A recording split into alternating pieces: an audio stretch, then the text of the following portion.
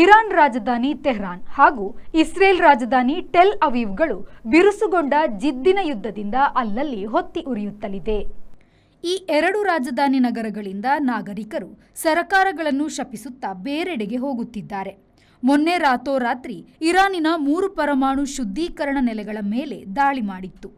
ಅದಕ್ಕೆ ಪ್ರತಿಯಾಗಿ ಇರಾನ್ ನಿನ್ನೆ ರಾತ್ರಿ ಕತಾರ್ ಮತ್ತು ಇರಾಕಿನಲ್ಲಿರುವ ಅಮೆರಿಕ ಸಂಯುಕ್ತ ಸಂಸ್ಥಾನದ ನೆಲೆಗಳ ಮೇಲೆ ದಾಳಿ ಮಾಡಿದೆ. ಯುಎಸ್ಎ ದಾಳಿಯನ್ನು ಅಮೆರಿಕನ್ನರೇ ವಿರೋಧಿಸಿ ಪ್ರತಿಭಟನೆ ನಡೆಸಿದರು. ಯುಎಸ್ಎ ನೆಲೆಯ ಮೇಲೆ ದಾಳಿಯಾದುದರಿಂದ ಕತಾರ್ ತನ್ನ ವಾಯುವಿಮಾನ ನಿಲ್ದಾಣಗಳನ್ನು ತಾತ್ಕಾಲಿಕವಾಗಿ ಮುಚ್ಚಿದೆ. ಇಸ್ರೇಲ್ ಹಾಗೂ ಇರಾನ್ಗಳು ಪರಸ್ಪರ ರಾಜಧಾನಿಗಳ ಮೇಲೆ ಕ್ಷಿಪಣಿ ಮತ್ತು ಡ್ರೋನ್ ದಾಳಿಗಳನ್ನು ತೀವ್ರಗೊಳಿಸಿದ್ದರಿಂದ ನಗರವಾಸಿ ನಾಗರಿಕರು ಸ್ಥಳ ಬಿಡುತ್ತಿದ್ದಾರೆ. ಯುದ್ಧ ನಿಲ್ಲಿಸಲು ವಿಶ್ವಸಂಸ್ಥೆ ಮಾತುಕತೆಗೆ ಕರೆ ನೀಡಿದ್ದರೂ ಆ ನಿಟ್ಟಿನಲ್ಲಿ ರಚನಾತ್ಮಕವಾಗಿ ಯಾವ ಕೆಲಸವೂ ಆಗಿಲ್ಲ. ಮೊನ್ನೆ ಇರಾನ್ ವಿದೇಶಾಂಗ ಮಂತ್ರಿ ಯುರೋಪ್ ಯೂನಿಯನ್ ಜೊತೆಗೆ ನಡೆಸಿದ ಮಾತುಕತೆ ಫಲ ನೀಡಿಲ್ಲ. Bureau report, V4 news, Tehran. ಮಂಗಳೂರಿನ ವಿಜಯ್ ಪಿಯು ಮಾಲ್ನಲ್ಲಿರುವ ಎಲ್ಇಡಿ ಝೋನ್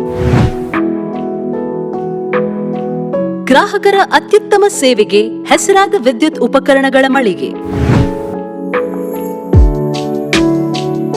ಹೆಸರಾಂತ ಬ್ರ್ಯಾಂಡ್ಗಳಾದ ಫಿಲಿಪ್ಸ್, ಮ್ಯಾಸ್ಕಾನ್, ಲಾಫೆಟ್, ಎಲ್ಇಡಿ ಲ್ಯೂಮ್ ಇನ್ನೂ ಅನೇಕ ಕಂಪನಿಗಳ ಉತ್ತಮ ಗುಣಮಟ್ಟದ ಉತ್ಪನ್ನಗಳು ನಮ್ಮಲ್ಲಿ ಆಕರ್ಷಕ ಕಡಿಮೆ ದರದಲ್ಲಿ ದೊರೆಯುತ್ತವೆ.